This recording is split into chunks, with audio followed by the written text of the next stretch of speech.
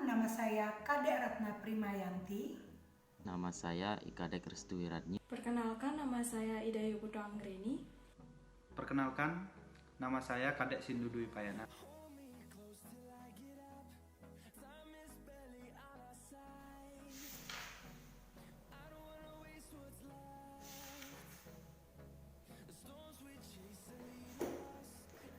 Kita sering berbicara mengenai produk, barang, dan jasa dalam suatu industri.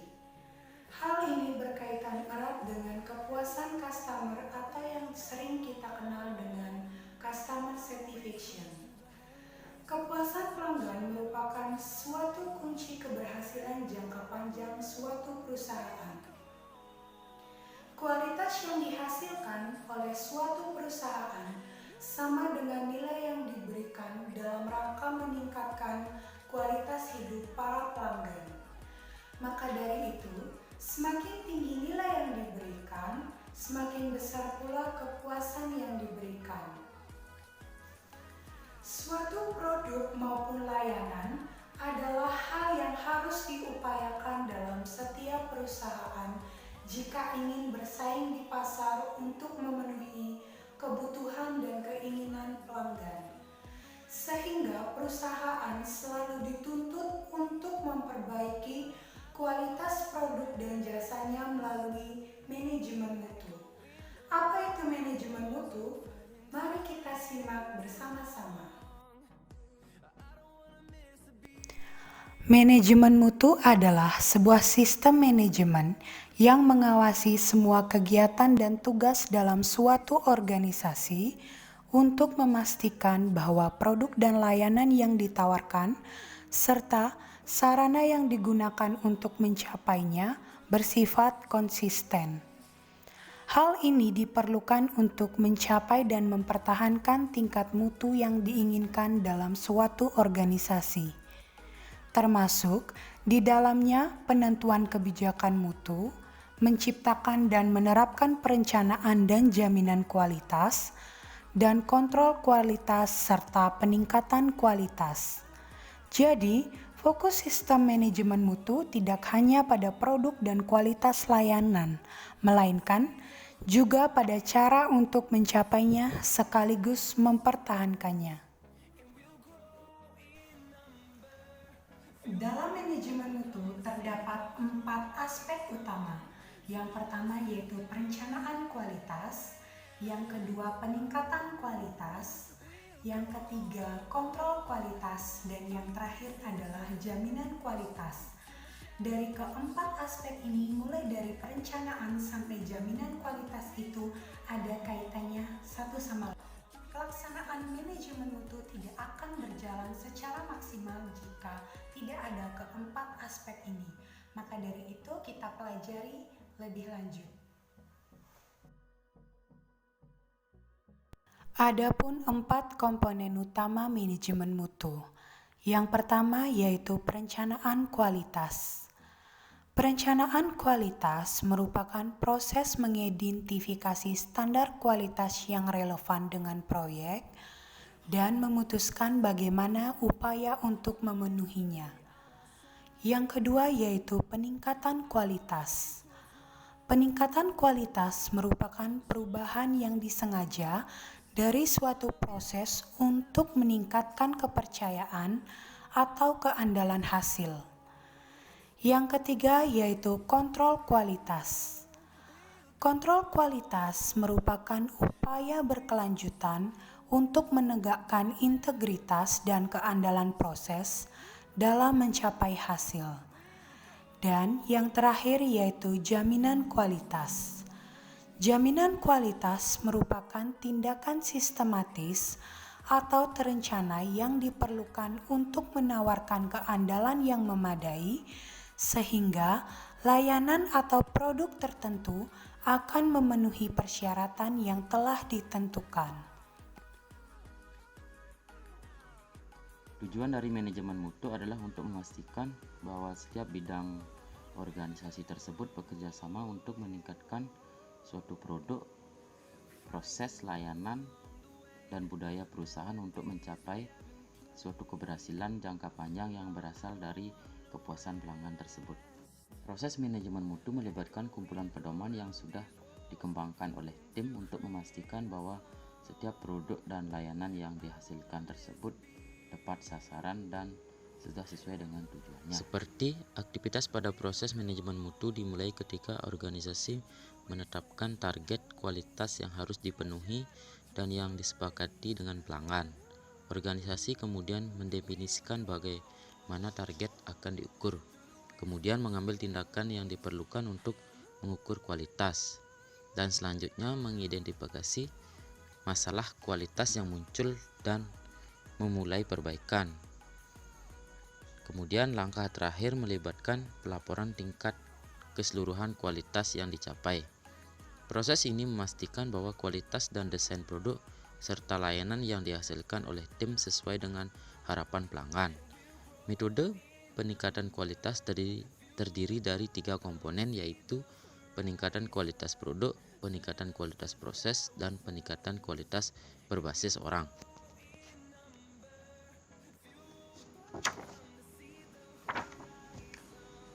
Jadi manajemen mutu itu adalah gabungan dari semua fungsi manajemen yang dibangun berdasarkan konsep kualitas yang berorientasi pada kepuasan pelanggan. Baik, di sini saya akan menjelaskan manajemen mutu ISO dan 7 prinsip manajemen.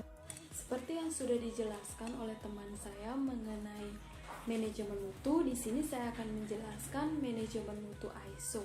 Definisi dari ISO itu sendiri adalah organisasi internasional untuk standarisasi terbesar di dunia yang berpusat di Jenewa dan Swiss. ISO merupakan organisasi internasional non-pemerintah yang independen dengan keanggotaan 163 badan nasional. Standar internasional ini memberikan spesifikasi kelas dunia bagi produk, layanan, dan sistem untuk memastikan kualitas, keamanan, dan efisiensinya. Lembaga ISO didirikan pada tahun 1947 dan telah menerbitkan 22.481 standar internasional yang mencakup hampir semua aspek teknologi dan bisnis. Perlu diketahui bahwa ISO menetapkan standar-standar internasional untuk dunia industrial dan komersial, agar segala sesuatunya berfungsi dengan baik. ISO ini berperan penting dalam memfasilitasi perdagangan internasional yang berdampak pada semua orang dan di mana saja. Standar internasional berarti bahwa konsumen dapat memiliki keyakinan bahwa produk mereka aman dan dapat diandalkan dan berkualitas baik. Standar ISO yang sudah kita kenal antara lain tentang keselamatan di jalan, keselamatan mainan, dan kemasan medis yang aman. Standarisasi ukuran kertas, kartu ATM bank, jenis film fotografi, dan lain-lain.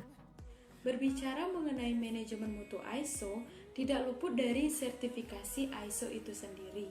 Di sini saya akan menjelaskan apa yang dimaksud dengan sertifikasi ISO. Sertifikasi ISO adalah jaminan persetujuan dari pihak ketiga yang dijalankan perusahaan terhadap salah satu sistem manajemen ISO yang diakui secara internasional.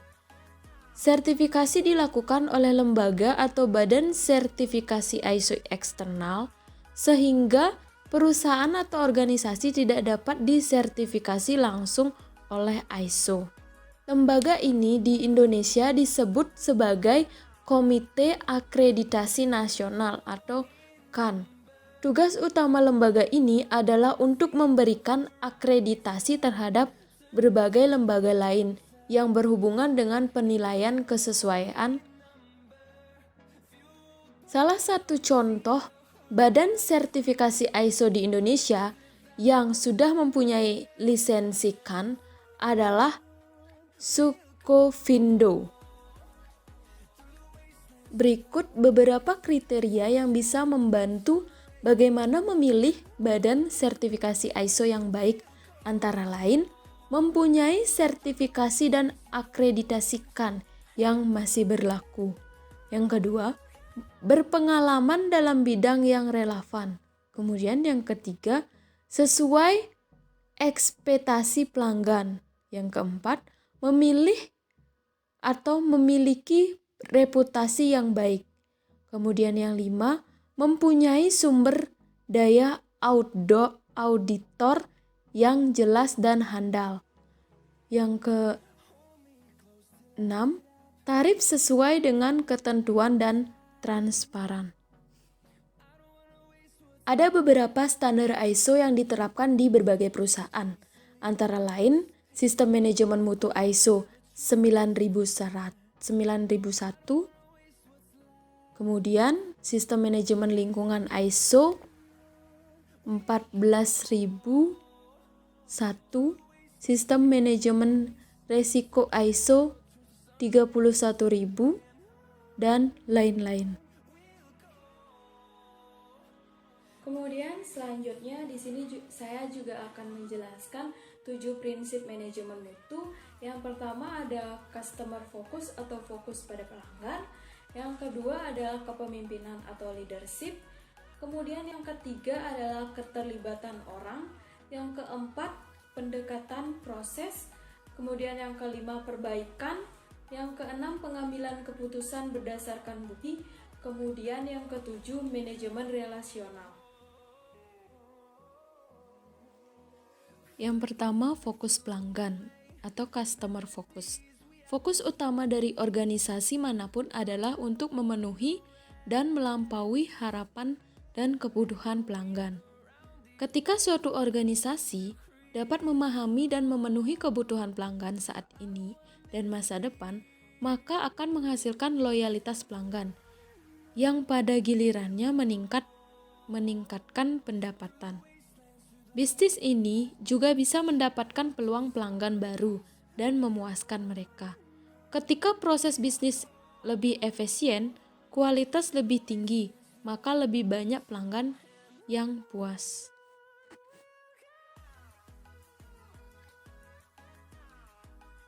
Kemudian yang kedua, kepemimpinan atau leadership. Pada proses manajemen, hal yang berkaitan dengan kepemimpinan sangat disoroti.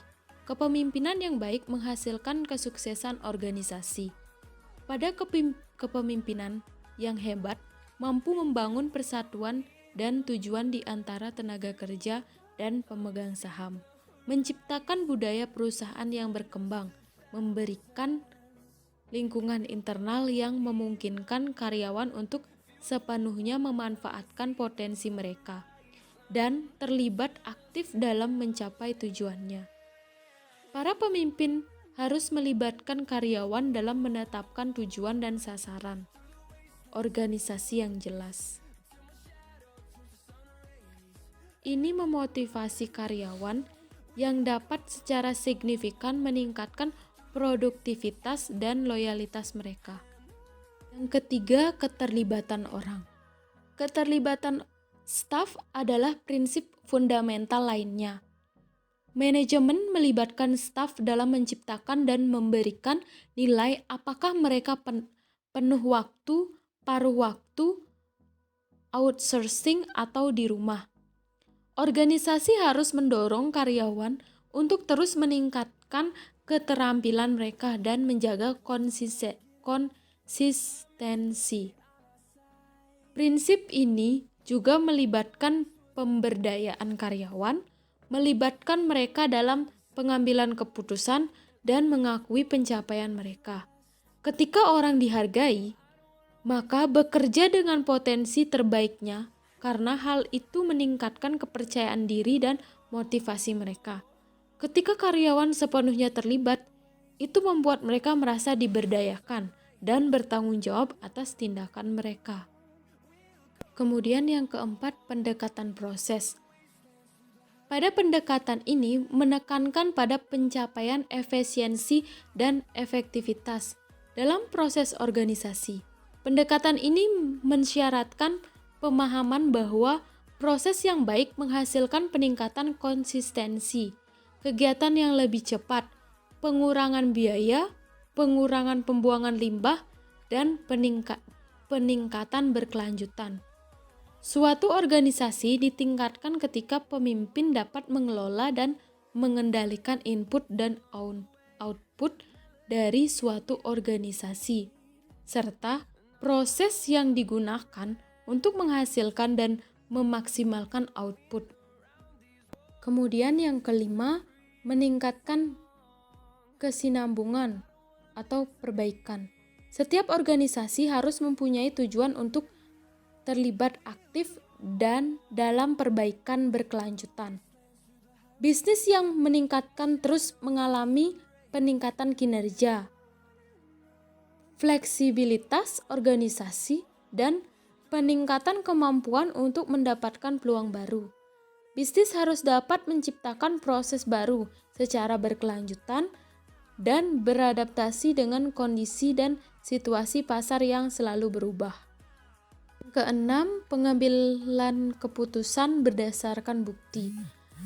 Pendekatan logis berdasarkan data dan analisis adalah naluri bisnis yang baik. Bisnis harus mengadopsi pendekatan faktual untuk pengambilan keputusan. Bisnis yang membuat keputusan berdasarkan data dan diversifikasi dan dianalisis memiliki pemahaman yang lebih baik tentang pasar. Mereka mampu melakukan tugas yang memberikan hasil yang diinginkan dan bahkan membenarkan keputusan masa lalu mereka. Pengambilan keputusan faktual sangat penting untuk membantu memahami hubungan sebab akibat dari berbagai hal dan bahkan menjelaskan potensi, hasil dan konsekuensi yang tidak diinginkan. Kemudian yang ketujuh, manajemen relasional atau manajemen hubungan. Manajemen hubungan adalah tentang menciptakan hubungan yang saling menguntungkan dan semua pihak yang berkepentingan, termasuk pemasok dan pengencer. Berbagai pihak yang berkepentingan dapat mempengaruhi kinerja perusahaan. Organisasi harus mengelola proses rantai pasokan dengan baik dan mempromosikan hubungan antara organisasi dan pemasoknya untuk mengoptimalkan dampak terhadap kinerja perusahaan. Ketika suatu organisasi mengelola hubungan dengan pihak-pihak yang berkepentingan dengan baik, maka lebih mungkin untuk mencapai kolaborasi bisnis yang berkelanjutan. Hasilnya adalah optimalisasi biaya dan sumber daya, meningkatkan dan membangun hubungan jangka panjang dan fleksibilitas, tanggapan bersama terhadap perubahan pasar atau kebutuhan dan harapan pelanggan. Menjalin hubungan dapat diaplikasikan tidak hanya pada bisnis yang dijalankan perusahaan. Lembaga pendidikan juga menerapkan hal ini agar anak didik baik siswa maupun mahasiswa melayani dengan baik. Oleh karena itu, terdapat kajian tersendiri mengenai manajemen mutu pendidikan. GC7 Tool adalah 7 alat yang digunakan untuk memecahkan sebuah masalah di bidang produksi, terutama permasalahan di bidang quantity atau permasalahan utama. Jadi 7 alat QC ini pertama kali dikenalkan oleh Ishikawa pada tahun 1968.